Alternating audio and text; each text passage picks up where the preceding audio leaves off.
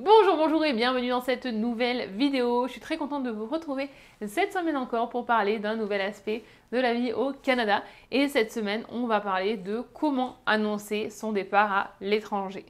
Peu importe où vous décidez de partir, ça va être une étape cruciale dans votre projet. Et en faisant des recherches, je me suis rendu compte qu'il n'y avait pas beaucoup de contenu là-dessus. Donc je me suis dit que c'était l'occasion d'en parler cette semaine.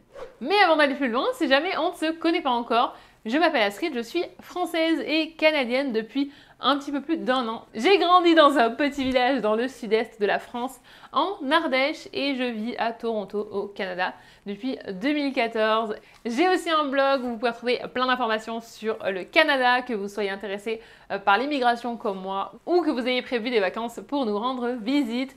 Vous pouvez aussi bien sûr me retrouver sur Instagram où je poste au quotidien la vie en français à Toronto. Vous pouvez aussi vous inscrire à la newsletter pour être tenu au courant des prochains événements et prochains ateliers.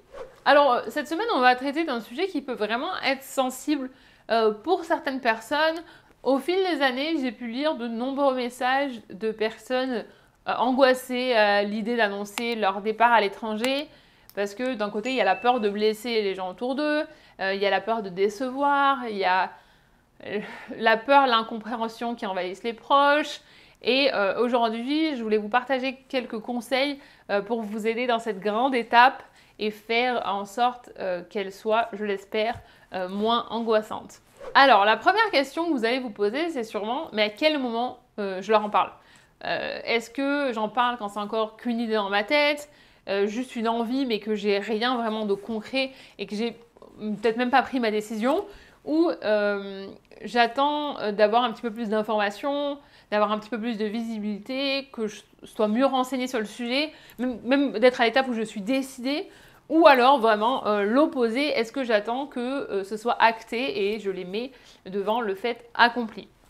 Alors, pour être complètement honnête, je vais vous dire qu'il n'y a pas de réponse idéale pour tout le monde parce que ça va beaucoup dépendre de votre situation et de la relation que vous avez avec les gens à qui vous devez l'annoncer.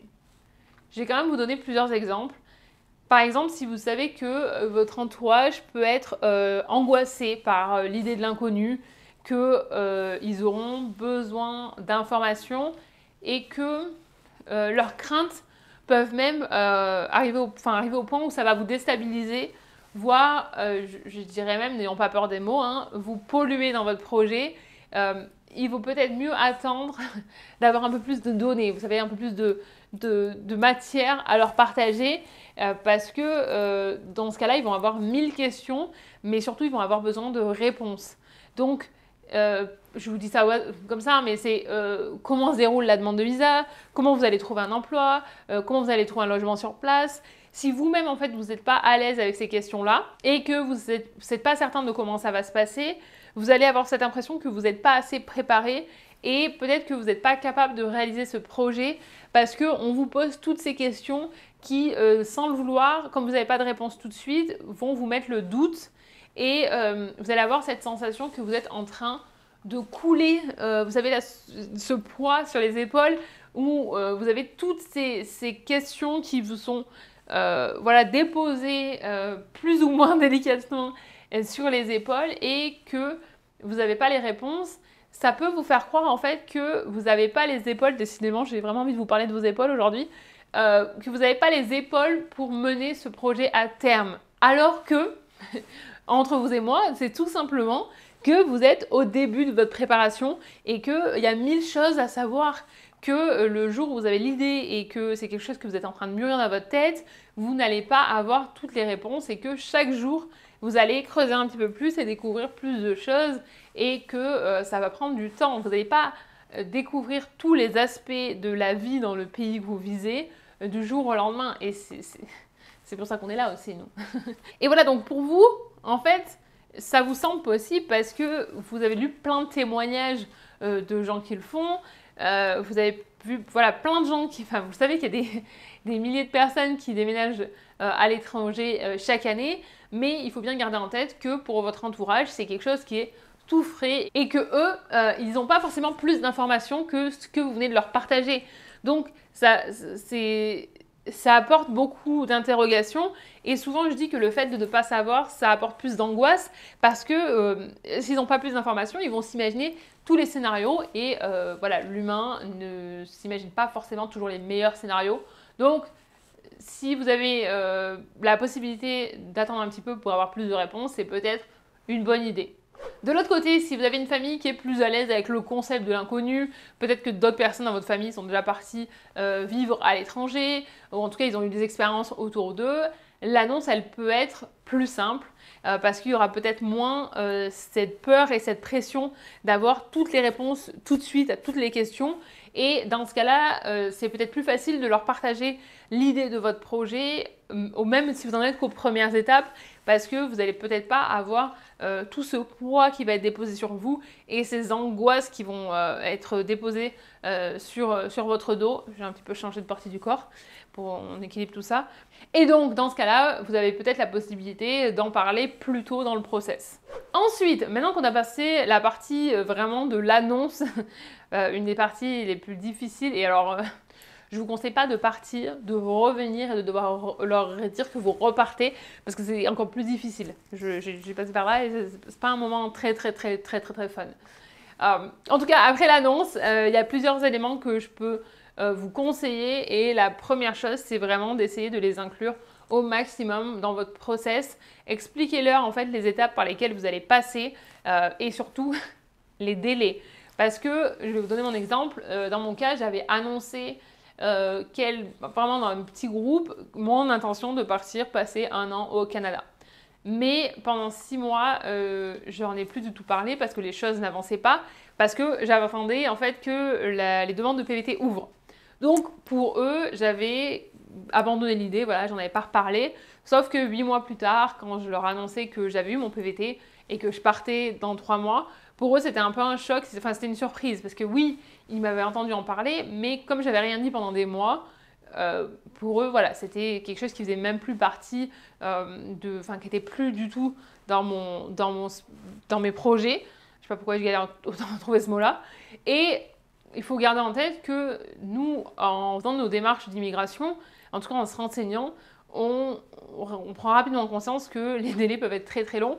Mais en fait, tout le monde ne connaît pas les démarches d'immigration et tout le monde ne sait pas que ça peut prendre des mois, qu'il n'y a pas vraiment de règles, même si on nous donne une estimation, mais en fait c'est aucune garantie, parce que on voit bien que d'un cas à l'autre c'est complètement différent et qu'on passe honnêtement la majorité de notre temps à attendre un signe de l'immigration.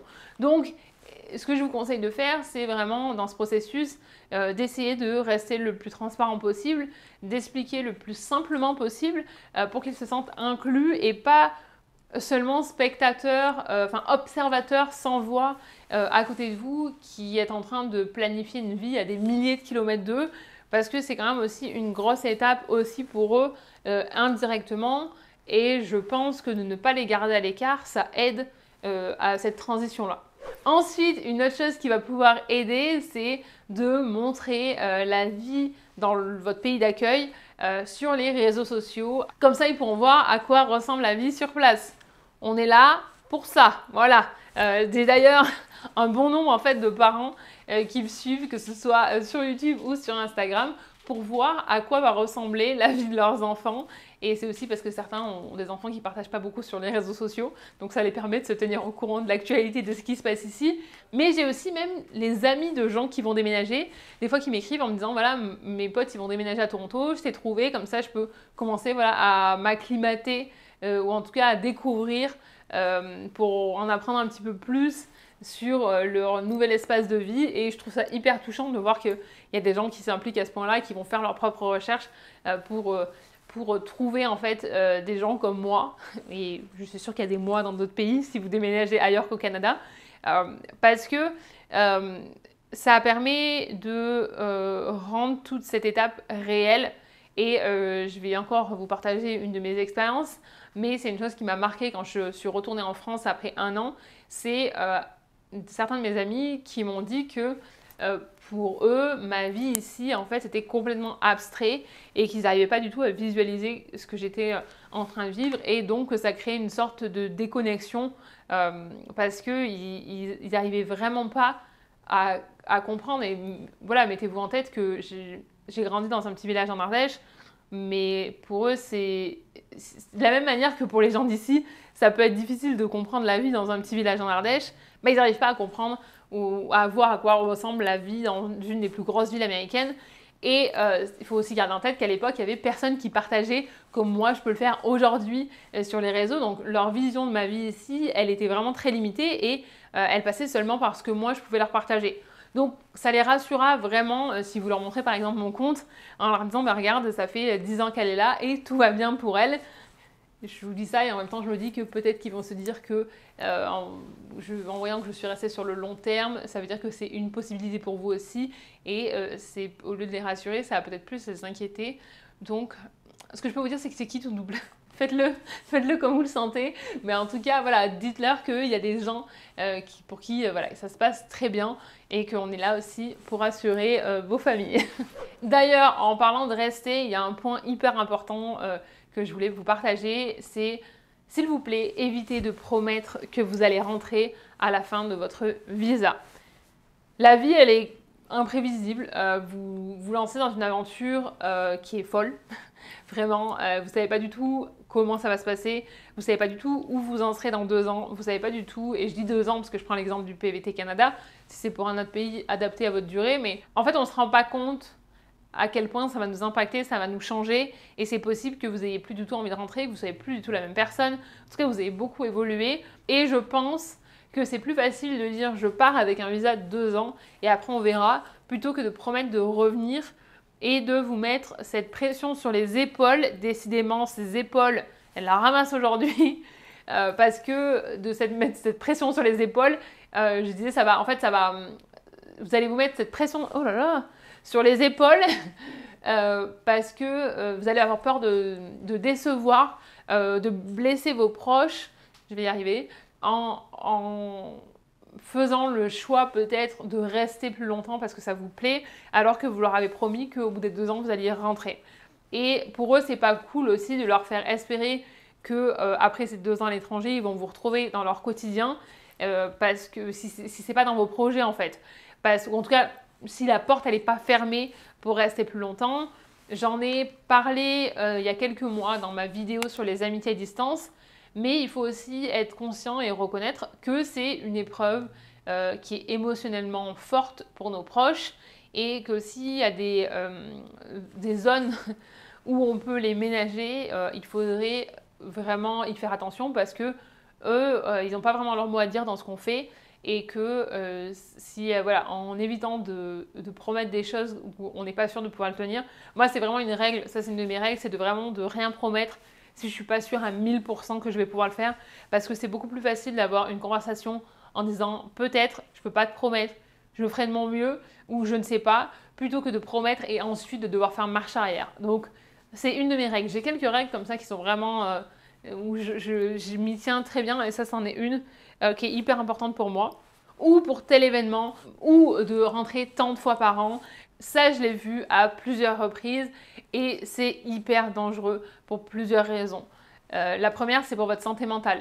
Vous allez vous mettre une pression de folie sur le dos pour pouvoir vous permettre financièrement et au niveau de vos vacances. Parce que par exemple, ici, au Canada, de base, on n'a que 2 semaines de vacances.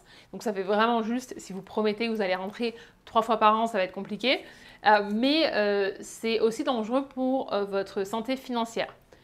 Au Canada, on a accès à des cartes de crédit. Je vous ai fait une vidéo là-dessus sur la carte de crédit et carte de débit il y a quelques mois. Je vous renvoie là-dessus si vous voulez plus de détails. Mais ça veut dire que vous avez quand même accès à de l'argent assez facilement. Mais ça veut dire aussi que vous pouvez facilement vous endetter. Et au moment où vous allez le faire, vous allez le justifier en vous disant que c'est important parce que vous avez promis à mamie d'être là pour tous les Noëls. Mais faites-moi confiance, vous mettre dans le trait rouge, ça ne va pas du tout arranger les choses. Et soyons aussi honnêtes, c'est que souvent les proches ne réalisent pas en fait à quel point ça nous coûte cher de rentrer. Donc ça c'est aussi, voilà, moi j'essaye de leur dire en fait on paye quand même tant pour rentrer. Donc je vous encourage vraiment à vous préparer financièrement si vous voulez rentrer. Et j'espère vraiment que vous en serez capable, hein, parce que c'est, voilà, on a besoin aussi hein, de retourner voir sa famille.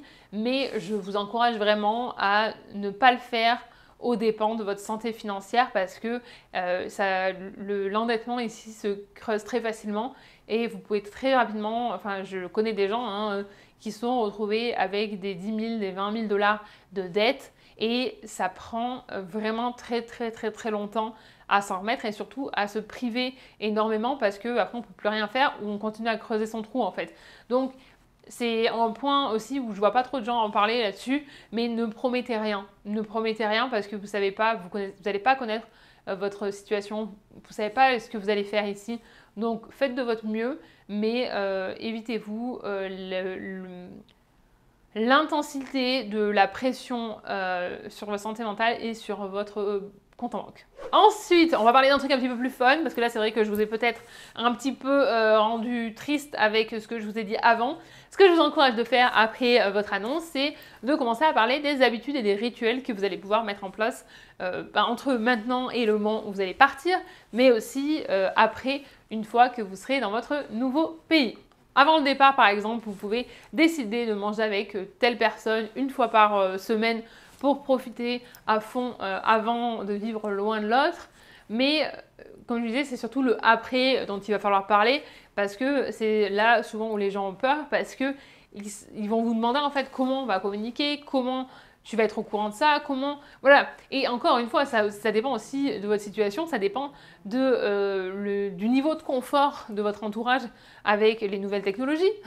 Est-ce qu'on peut encore les appeler les nouvelles technologies enfin, je sais pas, mais bon, vous avez compris. Par exemple, dans mon cas, ma mère, elle est sur WhatsApp, enfin, je peux lui envoyer un message tout le temps, et on a un groupe et tout ça avec mon frère et ma soeur. Mon père, c'est beaucoup plus difficile parce que c'est pas du tout son truc. Et en tout cas, que voilà, il est moins... Au téléphone, pas de problème pour discuter, mais par texto, c'est pas du tout son truc. Donc il va falloir aussi vous adapter à chaque personne. Et une question qui va qui va leur faire peur, c'est comment on continue à garder un lien en étant loin. Et je vais pas vous mentir, j'en ai déjà parlé plusieurs fois, mais ça peut être vraiment difficile suivant les personnes parce que tout le monde n'a pas la capacité de maintenir une relation à distance. Parce qu'on peut rapidement être pris par notre quotidien. Quand on arrive dans un nouveau pays, on a tellement de choses à faire, il y a tellement de nouveautés, on est excité par tout ce qu'on voit autour de nous, on est excité par tout ce qu'on est en train de construire, par cette nouvelle vie, et tout est nouveau en fait, donc tout est excitant, mais on est aussi épuisé par tout ce qui se passe autour de nous. Parce que ça demande une énergie folle de reconstruire une vie dans un pays qu'on ne connaît pas, et donc c'est vrai que des fois on n'aura peut-être pas toujours la disponibilité ou le temps de communiquer. Mais il y a aussi quelque chose que je voulais partager, c'est que parfois en fait la réalité elle n'est pas aussi sexy que ce qu'on avait espéré et qu'on est un petit peu embarrassé de partager par exemple que notre recherche d'emploi prend plus de temps que ce qu'on avait prévu, qu'on a pris un boulot alimentaire temporaire et que ça dure depuis des mois, ou peut-être qu'on vit dans un logement qui est loin de ressembler à ce qu'on a vu sur les réseaux sociaux et ce qu'on a partagé avec nos proches avant de partir. Et que tout ça, ça fait qu'on repousse facilement d'une semaine à l'autre et qu'en un clin d'œil, il s'est passé 3 mois et que ça fait que 3 mois qu'on ne s'est pas appelé. Donc je vous encourage vraiment à échanger régulièrement, un petit message par-ci, un petit message par-là. Ce que j'aime bien aussi, si jamais vous aimez faire des vocaux sur WhatsApp, c'est vraiment les seuls vocaux que j'accepte parce que franchement, Instagram, c'est pourri leurs vocaux. Et sur l'iPhone, enfin, e-message, ça se remet à zéro dès que le téléphone se met en veille. Le mieux, c'est WhatsApp. Vous pouvez faire des longs messages et faire un petit récap de la semaine. Ça permet de garder le lien et de savoir ce qui se passe dans chacune de nos vies. Parce que je trouve vraiment, enfin ça c'est personnel, hein, mais que si on attend trop longtemps, le jour où on se revoit en vrai, on va passer son temps à faire un récap de l'année et qu'on va tellement être concentré sur le passé qu'on ne va pas forcément avoir l'occasion de créer de nouveaux souvenirs ensemble. Je vous renvoie aussi vraiment sur la vidéo sur les amitiés à distance parce que vous aurez aussi différentes idées pour garder ce lien à distance parce que honnêtement, au fil du temps, il y a des gens avec qui ça s'est estompé naturellement parce qu'on ne prenait plus de nouvelles. Après, je sais que toutes les relations n'ont pas besoin qu'on prenne des nouvelles régulièrement, mais il y a des relations où si on ne prend pas des nouvelles régulièrement, le redémarrage il est toujours un petit peu compliqué et un petit peu bizarre. Donc c'est quand même plus facile de garder le moteur un petit peu, voilà, qui tourne au ralenti. J'aime bien mes images. J'espère que vous suivez à chaque fois. En tout cas, ce que je voulais vous dire aussi, c'est que faut vraiment être conscient que ça peut prendre du temps de trouver son rythme, qu'il va falloir tester plusieurs configurations et que le même rythme ne fonctionnera pas forcément avec tout le monde et surtout qu'il faut être patient. Mais je pense que si vous regardez mes autres vidéos, vous savez que je prêche la patience à tous les niveaux. Donc ça en fait aussi partie. Le point suivant, et qui va sûrement pas plaire à tout le monde et surtout pas à ceux qui n'aiment pas les réseaux sociaux, mais je trouve que c'est quand même important de partager. En fait, d'ailleurs, maintenant que j'y pense, vous n'avez même pas besoin d'utiliser les réseaux sociaux. Vous pouvez faire un groupe WhatsApp, par exemple, mais je vous recommande après l'annonce de leur proposer en fait de se créer un groupe sur WhatsApp ou de même créer un compte Instagram, YouTube, TikTok. Vous pouvez le mettre en privé si vous voulez que ce soit juste pour votre famille, mais où vous allez pouvoir partager avec vos proches vos découvertes, vos rencontres, vos excursions, genre un petit peu comme un journal de bord de cette nouvelle vie. Et d'ailleurs, je ne sais pas si vous le savez, mais c'est comme ça que mon blog a commencé. Je voulais garder une trace de mon année à Toronto et que mes proches puissent suivre mes découvertes. Et d'ailleurs, si vous remontez vraiment dans les premiers articles du blog, c'est vraiment plus un journal intime, c'est moins des articles informatifs comme je peux faire aujourd'hui. D'ailleurs, j'en ai mis un paquet hors ligne récemment sur le blog, d'ailleurs de cette première année où c'était beaucoup plus un journal de bord que je ne les ai pas effacés, ils sont juste mis en ligne parce que c'était quand même des très bons souvenirs pour moi. Mais en fait, peu importe le moyen que vous trouvez, de leur dire que vous allez partager votre quotidien, même à distance, les nouveautés que vous allez tester. Par exemple, si vous avez testé un resto ou genre un produit que vous n'aviez jamais testé, leur faire un retour. Partagez aussi les séries que vous regardez, comme ça vous pouvez en parler. Avec ma soeur, l'autre jour, on a regardé un documentaire à distance et on commentait en même temps. Il faut aussi que chacun y mette de la bonne volonté et puis il n'y a pas de bon ou de mauvais moyens, il faut juste trouver le moyen qui vous convient, mais c'est vraiment une autre façon de les inclure dans votre vie ici et de les rassurer sur le fait qu'ils ne vont pas vous perdre parce que vous déménagez à l'autre bout du monde. Pour vous partager un petit peu mon expérience dans mon entourage, ceux qui n'ont pas voulu s'ajouter au groupe WhatsApp ou qui n'ont pas voulu être actifs ou qui n'ont pas voulu être sur les réseaux sociaux pour pouvoir suivre ce que je faisais, 10 ans plus tard, je peux vous dire que nos échanges ils sont vraiment limités, qu'on n'a plus grand chose en commun parce qu'on n'a pas réussi à garder ce lien d'échange constant et qu'au bout d'un moment, le fossé il est trop important pour qu'on arrive à le combler juste en se voyant 2 fois par an ou 1 fois par an quand on rentre. Donc il y a quand même un gros travail aussi d'être de côté à faire pour faire en sorte que ce pont il soit toujours en fait en construction et qu'il y ait pas, qu'il soit toujours entretenu par contre parce qu'il est construit mais il faut l'entretenir. Décidément, je vous l'ai fait tout, toutes les... Décidément, aujourd'hui, j'aime mes images. Mais en tout cas, pour vous dire, c'est que ce soit de la famille ou des proches, en fait, s'il n'y a pas d'effort des deux côtés, ça ne change rien. Vous n'aurez pas, il n'y aura plus le lien s'effacera parce qu'il n'y a pas de miracle. Des relations à distance, ça demande beaucoup de travail. Enfin, je vous encourage à les rassurer et à répondre à leurs questions parce qu'ils sont face à l'inconnu. Ils ont probablement tous les scénarios possibles qui leur passent par la tête. Et je pense que c'est important de leur expliquer comment vous en êtes arrivé à cette décision-là, ce que vous avez envie d'accomplir en tentant cette aventure, ce que vous recherchez. Parlez-leur aussi des zones d'inconnu pour que ce soit aussi dans leur radar. Par exemple, oui, je pars en PVT, j'ai pas d'emploi sur place, c'est comme ça que ça fonctionne, c'est l'avantage de ce visa-là. Mais j'ai prévu tant de côté, tant de mois d'économie pour pouvoir vivre pendant mes recherches. Essayez de les rassurer au maximum parce que, encore une fois, tout est nouveau pour eux et l'inconnu fait peur, tout simplement. Avant de finir cette vidéo, je vous dirais aussi que ça reste votre aventure et que vous annoncez ce départ comme vous le souhaitez, en vous adaptant bien sûr à votre situation, à vos histoires et à vos familles. Mais n'oubliez pas que c'est votre rêve, votre aventure et votre vie, que vous êtes la seule personne avec qui vous allez passer toute votre vie, la seule personne avec qui vous devez être aligné et qu'il n'y a personne qui n'a le droit de vous imposer quoi que ce soit. Je pense que c'est important à souligner et pour terminer, je vous partagerai un conseil qui n'est pas valable d'ailleurs que dans cette situation-là, mais c'est ne laissez pas les peurs des autres devenir les vôtres. Je l'ai vu de nombreuses fois, trop de fois, où les gens projettent leurs propres limites parce que eux ne se pensent pas capables de faire quelque chose, ils pensent que vous n'êtes pas capable de le faire, mais vous êtes votre propre personne. Donc ne vous laissez pas influencer par les peurs des autres. J'espère que cette vidéo vous aura rassuré, vous aura aidé. N'hésitez pas comme toujours à poser vos questions en commentaire, à partager vos expériences pour aider les gens qui passent après vous. Je vous remercie vraiment d'avoir passé ce moment avec moi. Je vous rappelle que si ce type de contenu vous plaît et que vous voulez soutenir ma chaîne, vous pouvez vous abonner, vous pouvez partager ce contenu autour de vous. Vous pouvez bien sûr me retrouver sur Instagram. Je vous souhaite une excellente journée, une excellente soirée ou une excellente nuit où que vous soyez dans le monde et je vous dis à mercredi pour la prochaine vidéo.